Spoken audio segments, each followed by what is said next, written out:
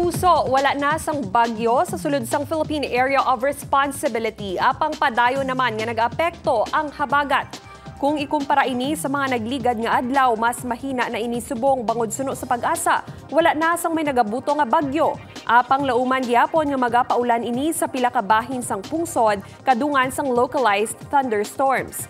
Base sa datos sang Metro Weather, may pag-ulan sa Aklan, Capiz, Antique, Iloilo, Guimaras kag Negros provinces. Posible ang mabaskog nga ulan sa pila ka lugar gani manginhanda sa baha o kun pag-usmod sang duta.